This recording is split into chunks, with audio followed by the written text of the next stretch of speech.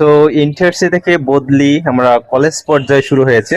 এই কলেজ পর্যায়ে মাদ্রাসা পর্যায়ে শুরু হবে বা কারিগরি প্রতিষ্ঠানে শুরু হবে, কারা বদলি হতে পারবেন এবং এই বদলিটাকে আসলে একটা ছেলে খেলার মতো হইল কিনা একটু দেখি।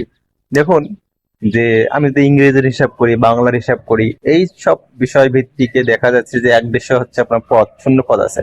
তাহলে সারা বাংলাদেশে দেখা যাচ্ছে যে যত প্রভাষক আছে বাংলা বা ইংরেজি, যারা বদলি হতে চাচ্ছে সেখান থেকে 100 থেকে 150 জন হয়তোবা সর্বোচ্চ বদলি হতে পারবেন। তবে এইখানে আবার দেখা যাচ্ছে তবু অতটা হতে পারবেন না, 100-150 জন ব্যক্তিও বদলি হতে পারবেন না এই সাবজেক্টের গুলো আমি বলছি। কিভাবে? কারণ দেখা যাচ্ছে নিজের জেলায় যারা চাকরি করতেছেন তারা কিন্তু বদলি হতে পারতেছেন না। তো সেক্ষেত্রে যারা নিজের জেলায় আছে বাংলা ইংরেজি, তারা কিন্তু হতে পারতেছে না, 100টা বা 150টার মধ্যে আসতে পারতেছে না। আবার দেখা যাচ্ছে যে তারা কিন্তু অন্য বিভাগে যাইতে পারতেছে না, নিজের জেলার বাইরেও যাইতে পারতেছে না।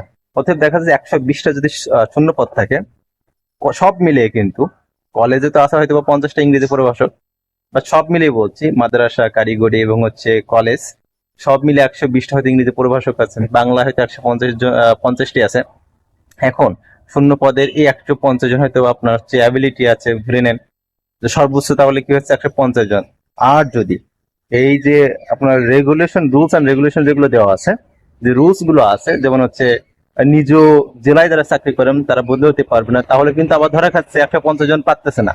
আবার দেখা যাচ্ছে যে এই যে যে কজন আপনার হচ্ছে বদলে হতে পারবেন ম্যাক্সিমাম কিন্তু দেখা যাচ্ছে নারীরা। তো নারীদের যে শর্তগুলো দেওয়া হয়েছে তো তারাই কিন্তু এগিয়ে থাকবে। তো দেখা যাচ্ছে যে কি হচ্ছে, নারীরা বদলে হয়ে যাচ্ছে আর পুরুষরা আবারও পিছিয়ে আছে, আবার হয়তো পরের বছর আবার 2 বছর অপেক্ষা করতে হবে। তার মানে দেখা যাচ্ছে বদলিটা আলটিমেটলি ভালো হচ্ছে না। তবে যদি বদলির ক্ষেত্রে আপনার ম্যান টু ম্যান বদলিটা ভালো হয়, অর্থাৎ এই প্রতিষ্ঠান থেকে বদলি হতে চাচ্ছে, ও কিন্তু জানতেছে সে কিন্তু এই প্রতিষ্ঠানে আসতেছে, তাহলে দেখা যাচ্ছে শূন্যপদ লিমিটেশন থাকলেও অর্থাৎ 150টি বা 200টি শূন্যপদ আছে।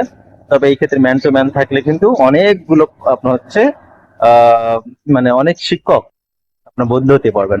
তারপর 100-150 জন মানে সাবজেক্ট ভিত্তিক শূন্যপদ অনুযায়ী বদলি হতে পারবে। আবার দেখা যাচ্ছে নিজ উপজেলায় বা নিজের জেলায় চাকরিগুলোতে পারতেছে না। তো সব মিলে এটা খুব বেশি একটা কার্যকর হচ্ছে না।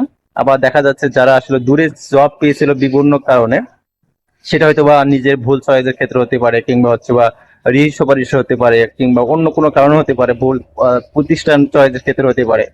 আহ তারা দূরে গিয়েছেন, আবার অনেক হয়তো বা মেরিট লিস্ট নাম্বার কম ছিল, সেইখানে দূরে জব পেয়েছেন।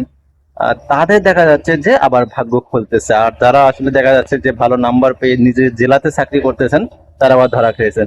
সব মিলে বদলি সিস্টেমটা আমার কাছে খুব বেশি একটা কার্যকর মনে হচ্ছে না। তবে আশার বাণী যেহেতু শুরু হয়েছে, আশা করি যে আস্তে আস্তে সংশোধন হইতে হইতেই একটা পারফেক্ট চলে আসবে। সো বদলি শুরু হয়েছে, কার্যক্রম চলতে থাকুক।